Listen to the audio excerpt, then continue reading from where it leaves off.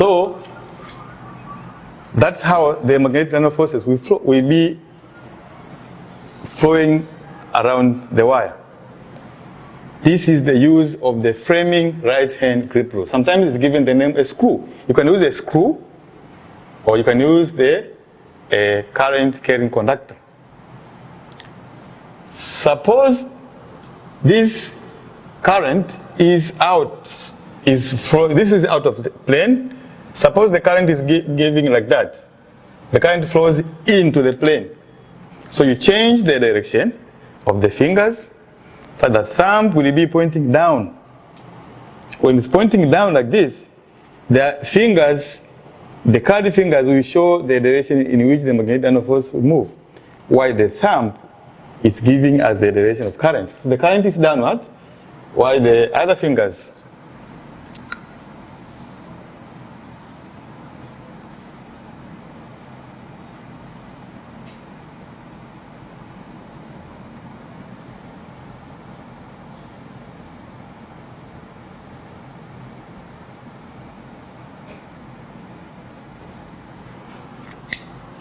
okay, this is clockwise, this is anti-clockwise.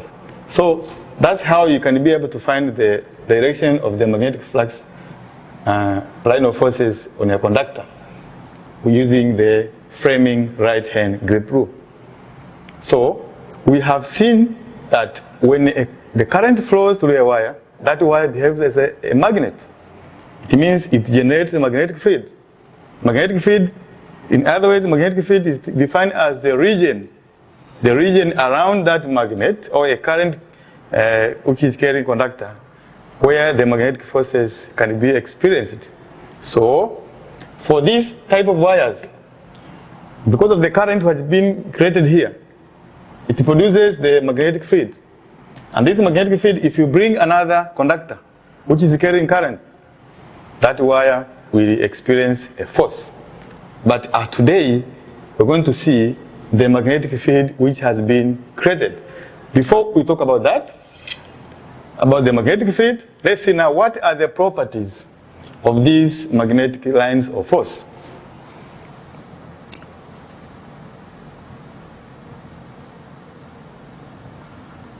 You can see from this diagram, the magnetic line of forces, they form a loop.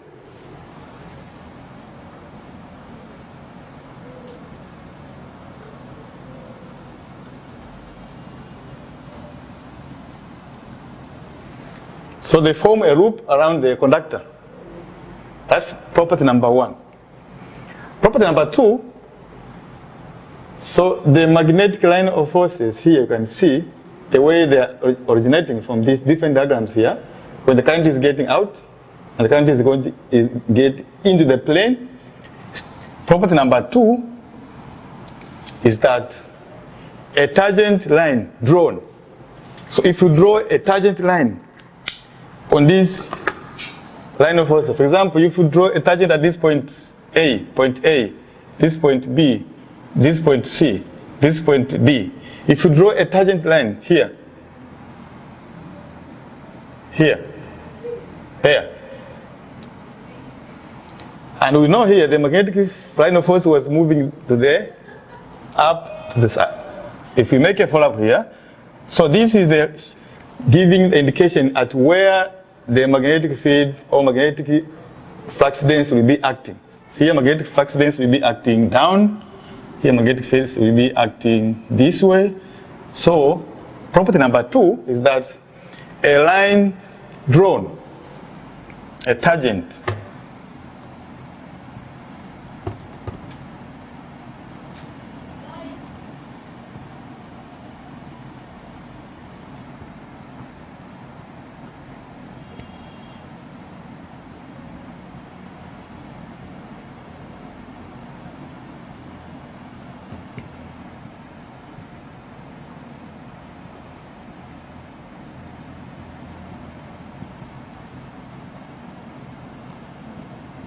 so a line drawn, a tangent line drawn, at any point you choose, it gives the direction of the magnetic field that we're going to discuss about. So that's property number two. So if you want to know the direction of the magnetic field within a conductor, so that's easy if you know the way the magnetic line of forces are forming on a conductor. That's property number 2. Number 3, the line of forces never cross each other. Never cross each other.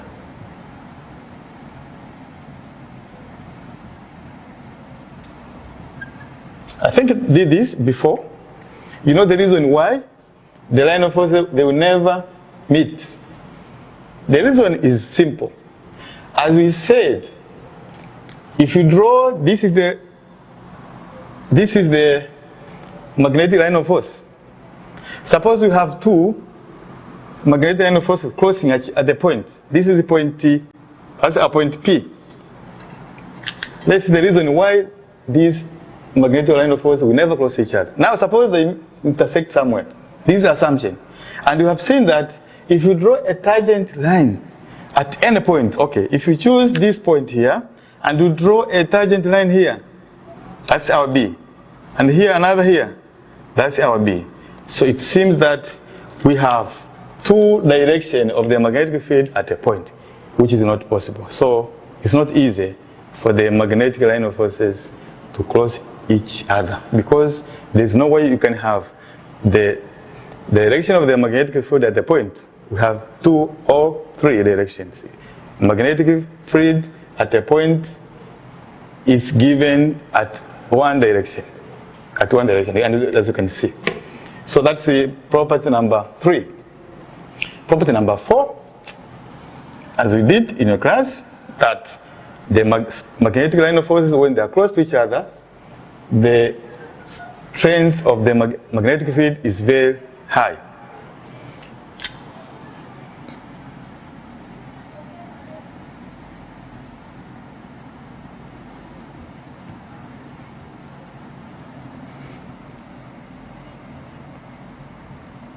That's why, if you remember, we had this question about line of forces.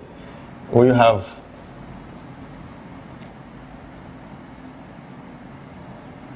when you have a magnet, if you remember, for a magnet, the magnetic line of forces, they normally originate like that. So at a point, there's a point where the magnetic line of forces are close to each other at the poles.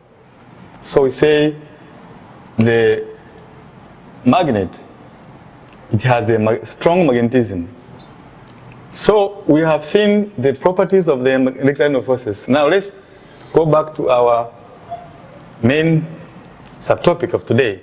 We're going to see the magnetic fields of various conductors. If you remember, you did the formulas for finding magnetic fields or magnetic flux density of different conductors using Biot-Savart law and the Ampere's theorem. I'm going to remind you today about these formulas that you did.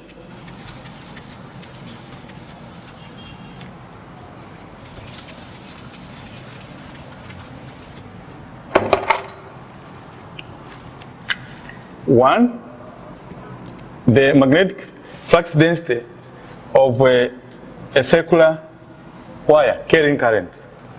Maybe this is the center of the wire, or this is the axis,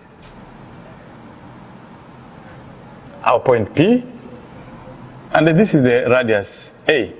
And the distance from the center, we call this as X.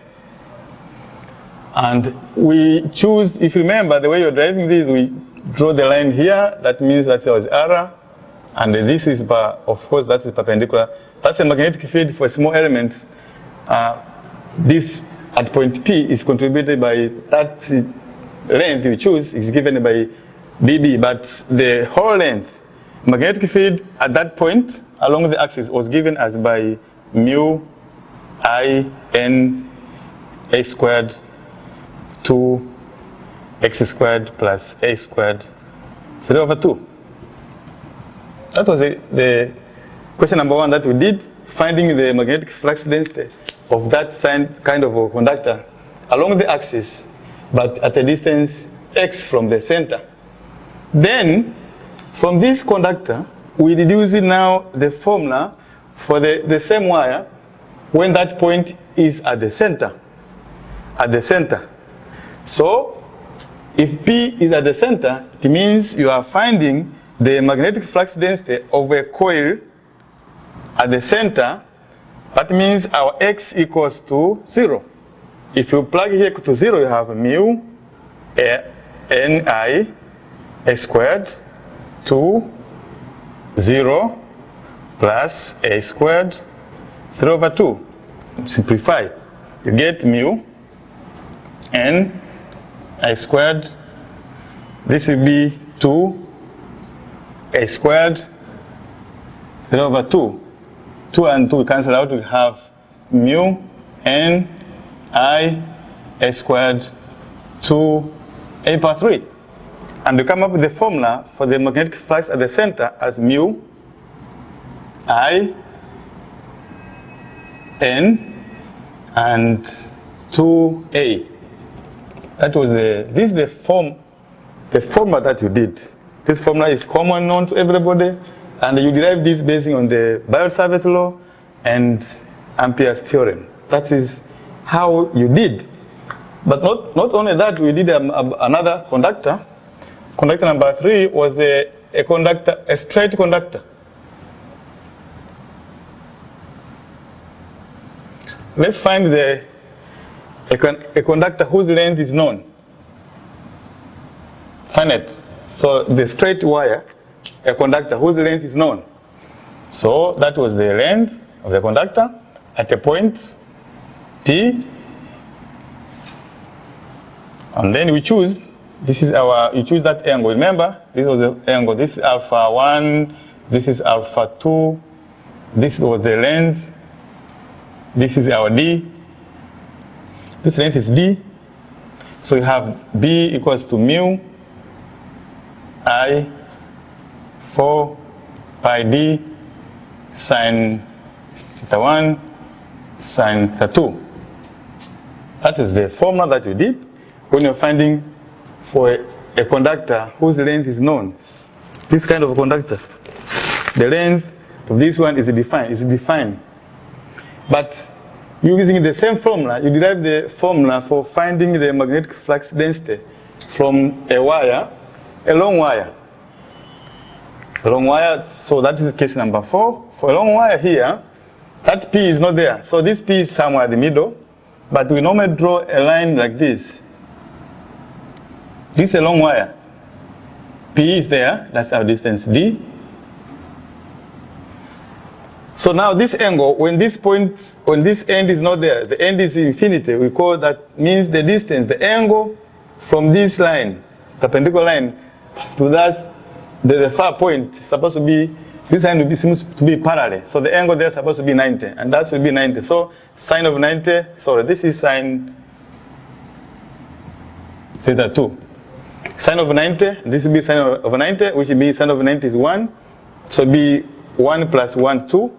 So the formula changes to B equals to mu I 4 pi D 2. When you simplify, you get mu I over 2 pi D. This is the formula that you normally use when you're looking for the magnetic flux density for a long wire. A long means it's not given the length. So, but this one we have a specific length of a conductor, very short. So maybe magnitude is given. So you can see the word finite, this infinite wire. Infinite means the length is not, the length of the wire is not known. So, and then we have the last part, which is number 5. We talk about the solenoid.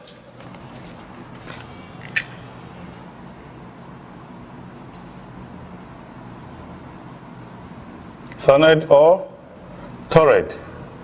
And the formula was B equals to mu N over L I, or equals to mu N small. So this is the formula that you use to find the magnetic flux density at the center of a toroid. I think you remember the meaning of a solenoid and a toroid. A solenoid and a toroid. The difference is when you have a solenoid, which is a bar of this type, when you have a number of coils wounded, when you bend it, we form a toroid. You are watching Darasa Online. So these are the formula for finding the magnetic flux density of various conductors that you derived basing on the Biot-Savart law or Ampere's theorem. Now, our today's discussion is not basing on the deriving of this formula. It's basing on how to apply those formulas solving some questions. So today we have example number 1, which is talking about the experiment which has been done by external students in the laboratory to investigate the effects of current on the wire whose length is given. And we know now it's a specific length is given. So this is type 3. Now the question is, they did experiment. After this experiment, they discovered that there is a magnetic field around that. Now, they were interested to see the type of the conductors we can form using that straight wire. The wire was reshaped into a circular and a square. Now the question is, do you think the magnetic field at the center of the loops will differ? Just fire your answers. So that's where the competence-based questions comes. Not be given straight questions. We'll be given the question that need you to know and apply different techniques. Now, to start with, the question is asking that we had a wire. Let's start with the diagram.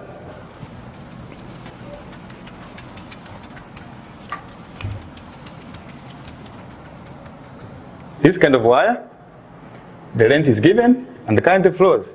This wire was bent to form a square. And then you bend to form a circular loop. We are given, this is the solution. Initially, this was the current, 4 ampere, flowing through that conductor. The length is given as 8 centimeter. Now we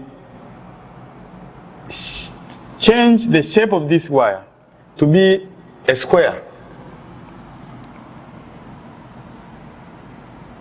Maybe the square A, B, C, D, and the current flows like that. The same current. That's part A. And then we're going to see the second case of the same wire when it's bent to form a circular loop. Now from here, we are told to find to check whether the magnetic field at the center of the loops will differ. Step number 1, you find the magnetic flux density at the center of this loop, which is a square. So you can find, how do you find it? You know, this is a straight wire. So you have 4 wires which forms a loop. We start thinking about the first wire, which is AD or AB. Starting from here, this distance, according to our formula, that's what we call as B. So draw the line from here,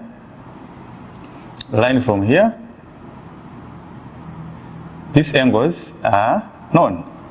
So these angles are known. Since this is 90, this is 90. And this line is dividing this into halves. So this is 45. Also this should be 45. So applying the formula, B mu I 4 pi d sine of 45 plus sine of 45 equals to mu I 4 pi d 2 sine of 45. That's step number 1. Now, what is D? D is the distance from the center of the loop, which is square, to this line. How do you get that? We know that the length of the wire, L, is given. This is 8. And when we talk of the length of the wire, it's the same length, but it has been bent to form a loop. So how do we find the length? The circumference of this square is given by 4. So this is our, let's take this is 8 equals to 4L. The length is 8, but if you find the circumference of the square, will give us the same length. We know the length of the square, and then from there you can find D. D is half of this length. So our D equals to 1 centimeter, half of that. So by knowing D, you plug in the formula, B equals to mu I 4 pi D. This will be 2 radical 2 over 2. This is sine of 45. 2 cancel out. And then you have mu I radical 2 over. So when you get the value of D, so you plug in the formula. Mind you that you know mu, our mu here is given. It's 4 pi times 10 negative 7 Henry per meter. That's the value of mu. So you know the mu, you know the D, 1 centimeter, you convert into meter, and you know the current is given, so you can find the magnitude of the magnetic flux density for a small wire, this AD. So the magnetic flux density of AD equals to 4 pi times 10 negative 7 times current, which is 4, divided by 4 pi times D. Our D is 1 centimeter. If you convert into meter, it's the same as 0.01. And then you multiply by this to sine of 45. Sine of 45. So you have the values of the magnetic flux density. So use a calculator. You have mine here. Let's go together. By the way, these values will cancel out, pi and pi cancel out. 4 pi, I mean. So you have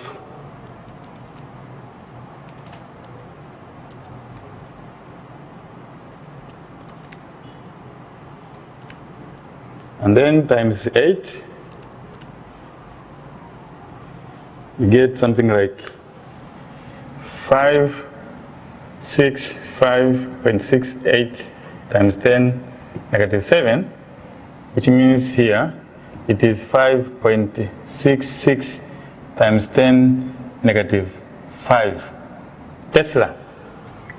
If you compute, you get that value. This is the magnetic flux density for that length AD. So to get the magnetic flux density for the whole loop, you multiply by 4. Because you remember, if the current is moving upward, the direction of magnetic field will be pointing in. So if you change again, at any point you choose, the magnetic field will be pointing in the same direction. So the magnetic flux density of any length will be pointing in the same. So the total magnetic flux density is 4 times that value, 66 times 10 negative 5. So get 55.66 e power negative 5, 5.66 e power negative 5 times 4, you get something like 2.264 times 10 negative 4 Tesla. That's the value of the magnetic flux density for a square loop. Now, let's find the magnetic flux density for a circular. The question is asking, do you think after bending this wire into square and circular, are you going to have the different value of magnetic flux density? Let's check for the second part when this wire was bent into the circular loop. You are watching Darasa Online.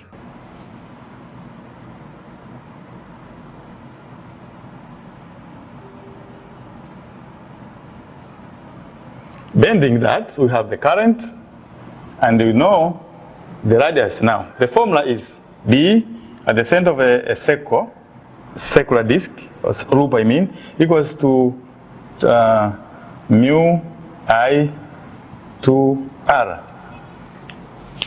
We know the current, we know the mu, we don't have the radius.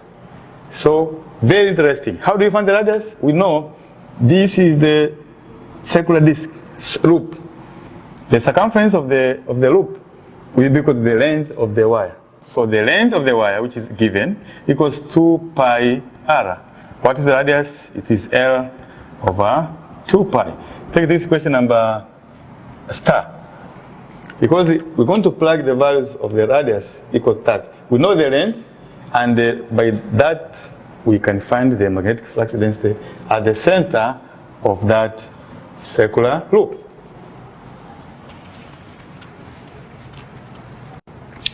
the formula says B equals to mu. Our mu is 4 pi times 10 negative 7. Our current is given as 4 divided by 2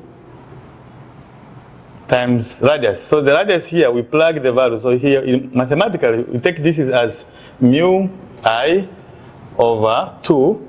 In mathematics, when you're dividing, same as multiplying by 2 pi over length. So here you multiply by 2 pi, and then you multiply by the length of the conductor. The length was given in the question as 0.08 meters. So we know the values are given, so you can calculate using your calculator and find the values of the magnetic flux density of that particular loop.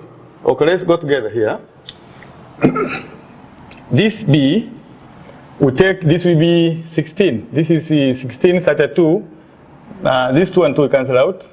And we have 16 here, mathematics, 16 times pi squared. You can take this power, and then times 10 power negative 7 over 0.08. Let's check. The 2 and 2 cancel, and the remaining 4 and 4, which will give us 16. And then we have pi and pi squared times this power negative 7 divided by that. Okay, let's start by finding the values of B at the center of this circular loop. So we compute using our calculator.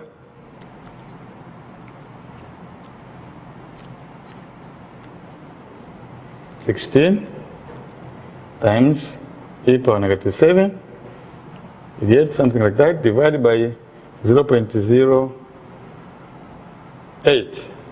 This gives us 1.9. Our B equals 1.97 times 10 negative 4 Tesla. This is for a square, a circular loop. And remember, for this is our previous one. This is number 2, 1. We got the values we got, and you can compare here, and you see that the two values are not the same. So this is the magnetic flux density of the circular disk at the center, and then you got B1 as the magnetic flux density of the square. Now the question is that, are the two values differ? Yes, the values got from this group is different from the values we got from the square. This indicates that the values of the magnetic flux density will change depending the shape of the conductor. So from there, you can find the difference, and you can find which one is giving us producing more magnetic flux density, according to what we have seen from here. Okay, that's how the question may be given. You may be given a question which involves 3 conductors. We have a straight wire, a square, and we have a circular loop. So we have applied different conductors on the same question. So I hope that you have understood that question. Now let's turn back to our question number 2. Okay, let's check example number 2, which is giving us another competence-based question on how to use different formulas when finding the magnetic flux density of various conductors. The question says, 2 identical wires, R and S. Can it be any wires? B, Q, these are the names, Y and S. They lie on the horizontal plane when the axis is open to one apart. And the current of 10 amperes flows in R in opposites to that in S, which is 30 amperes. And you are told to find the magnitude of the magnetic flux density at a point P. Where is that P? A, midway between the 2 wires, and part B, 0.05 from R and 0.15 from S. Now, it's not easy to see that question. Before answering the question, you should sketch the diagrams.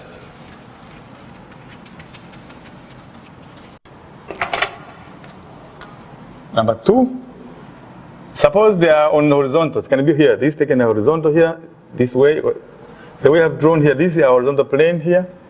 This is our S, this is R. Let's choose here, this current is I, I equals to 10 ampere, as the question says. And the current in R, it is, so this is R, this is our S. And the current in S flow in opposite direction to that. So this is upward, it will be down like that, equals to 30 ampere. And you are told the distance here between the two axes, that distance here is how much? 0.1 meter. Part A, you are told to find the magnetic flux density midway, somewhere here. This is our P. P is somewhere. This is 0.05.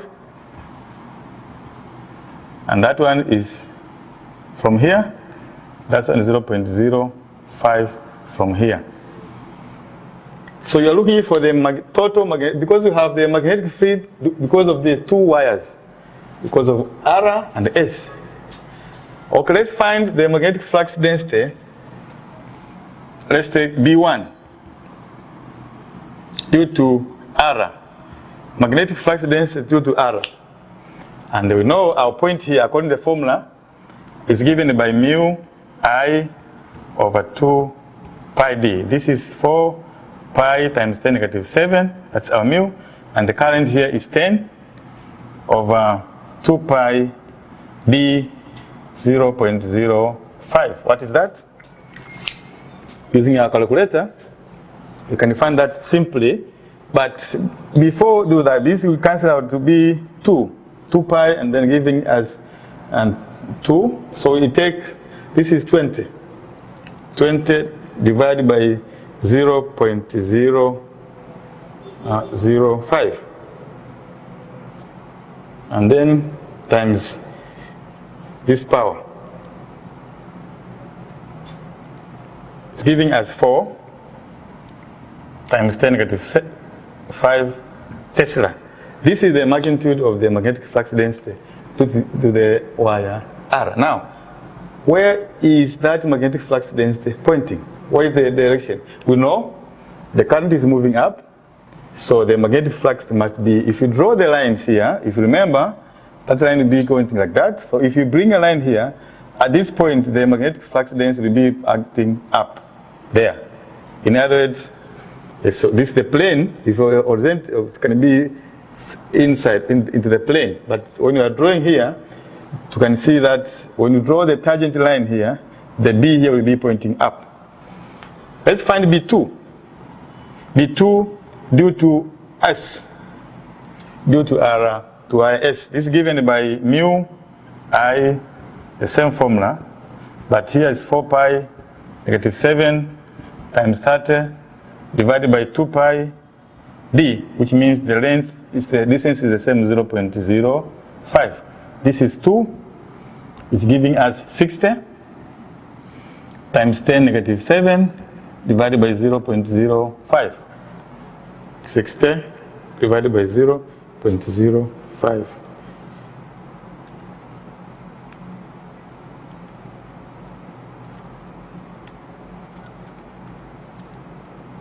How much? And then multiply by e power negative 7. Get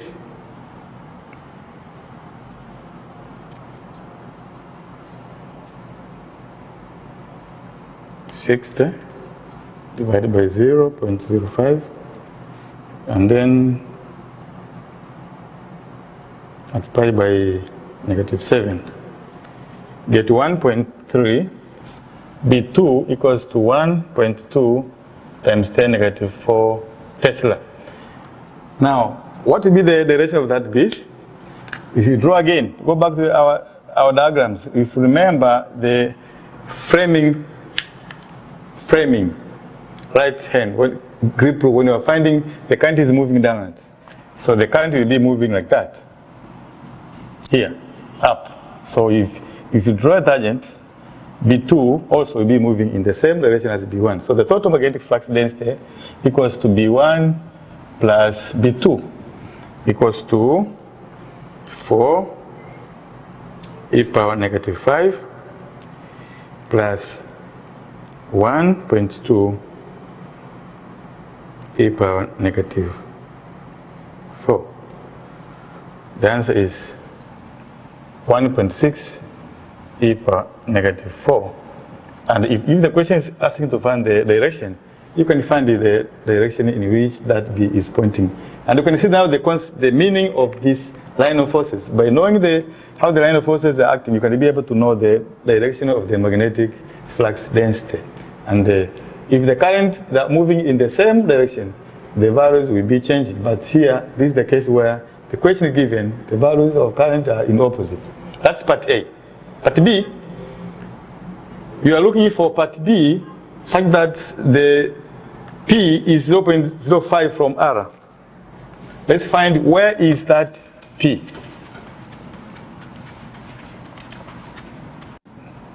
Diagrams. This is S, this is R, S, as usual, this is I, 10, I1, this is I2, 30 ampere. The distance, as usual, 0.1 meter.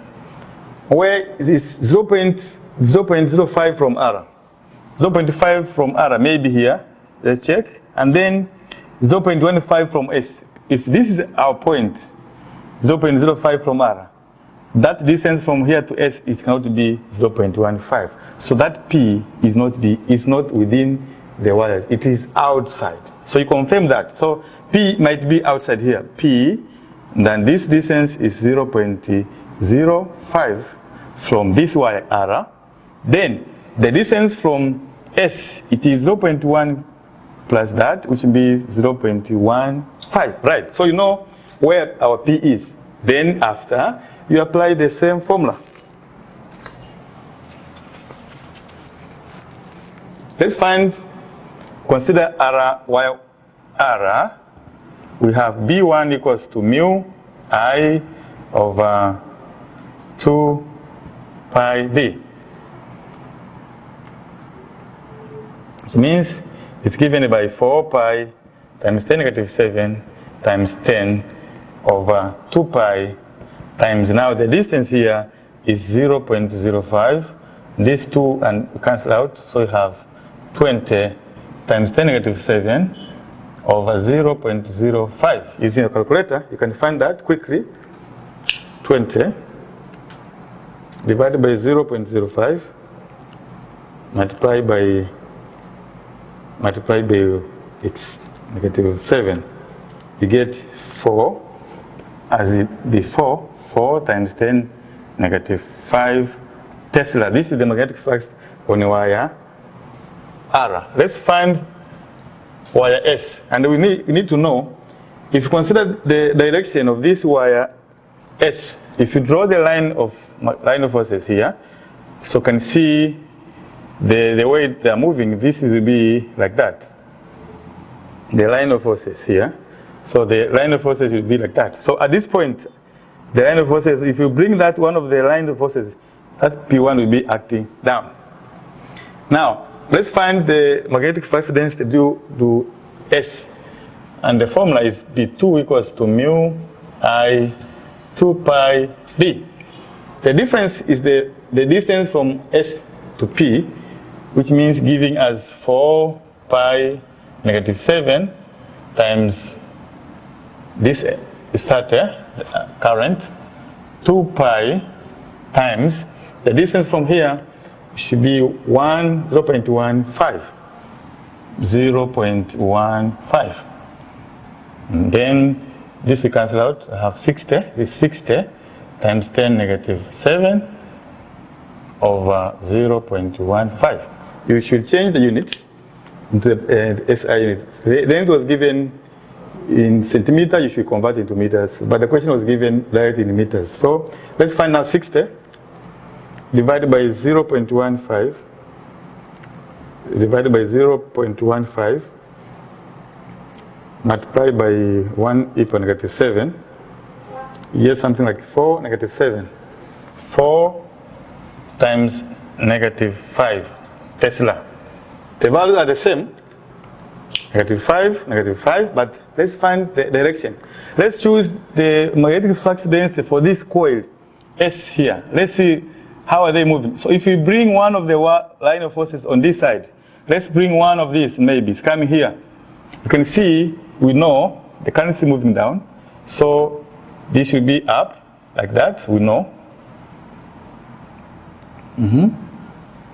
That's how they're supposed to be lining. So if you bring here one, okay, you can see the magnetic flux density for this S will be pointing, if you draw a tangent line, it will be pointing upward. And we are looking for the magnetic flux, total magnetic flux density, since two are pointing into different directions. So the total magnetic flux, so the resultant magnetic flux, resultant equals to B2 minus B1 N. So this giving us a 0. That's where the magnetic field, we cancel each other. So the magnetic flux density at a point somewhere, 0.05 from R and 0.15 from S is 0, because the two magnetic field, we cancel each other. I hope you have enjoyed. We come back after a short break.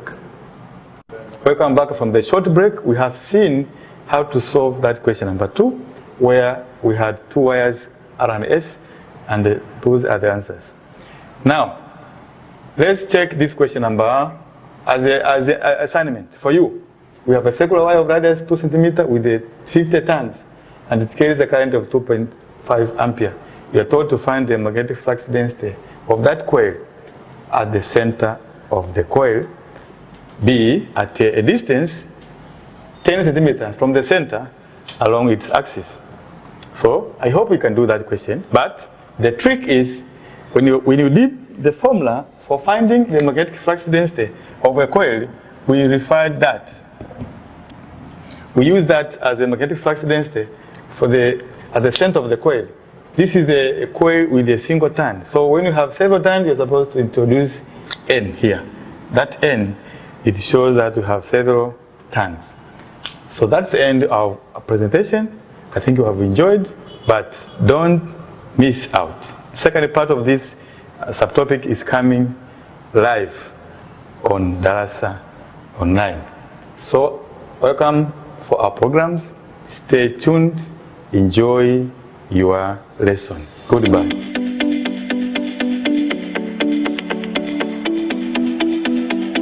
Jielimishe kuhusu homa kali ya mapafu inayosababishwa na virusi vya korona. Homa ya virusi vya korona ni ugonjwa unaoambukizwa kutoka kwa mtu mmoja kwenda kwa mtu mwingine kwa kuingiwa na majimaji yatokayo kwenye njia ya hewa pale mtu mwenye virusi hivyo anapokohoa au kupiga chafya. Njia nyingine ni kwa kugusa majimaji yanayotoka puani au kamasi kutoka kwa mtu mwenye ugonjwa huo, kugusa vitambaa au nguo zilizotumiwa na mtu mwenye virusi vya korona au maeneo mengine yaliyoguswa na mtu mwenye ugonjwa huo. Dalili za ugonjwa huu ni pamoja na homa, kikohozi, vidonda vya koo, kuumwa kichwa, mwili kuchoka, kubanwa mbavu na kupumua kwa shida. Ili kujikinga na ugonjwa huu, zingatia yafuatayo. Kaa mbali angalau zaidi ya mita 1 kati yako na mtu mwingine. Funika mdomo na pua wakati wa kukohoa kwa kutumia kitambaa safi au sehemu ya mbele ya kiwiko cha mkono. Epuka kugusana na mgonjwa mwenye dalili pua na mdomo. Safisha mikono mara kwa maji yanayotiririka na sabuni au kwa dawa ya kutakasa mikono. Epuka kusalimiana kwa kushikana mikono, kukumbatiana au kubusiana. Epuka matembezi au safari zisizo za lazima. Epuka misongamano ya watu. Unapo mojawapo ya dalili za ugonjwa wa homa ya virusi vya korona, jitenge, vaa barakoa ili kuwakinga wengine. Na endapo dalili zikizidi, fika katika kituo cha kutolea huduma za afya ukiwa umechukua tahadhari zote za kujikinga na korona, ikiwa ni pamoja na kuvaa barakoa au piga simu namba 199 bila malipo. Ugonjwa huu hauna chanjo wala tiba maalum, bali mgonjwa hutibiwa kulingana na dalili zitakazojitokeza. Kumbuka, ugonjwa huu unaweza kuzuilika. Jikinge na wakinge wengine. Ujumbe huu umeletwa kwako na Wizara ya Afya, Maendeleo ya Jamii, Jinsia, Wazee na Watoto kupitia kitengo cha elimu ya afya kwa umma. Wizara ya Elimu, Sayansi na Teknolojia pamoja na Ofisi ya Rais TAMISEMI na kupitia Baraza la Mitihani Tanzania NECTA kwa kushirikiana na Shirika la Utangazaji Tanzania TBC na Chama cha Walimu Tanzania CWT pamoja na mawakala wa vyuo vikuu nje ya nchi Global Education Link wanakuletea kipindi cha Darasa Online.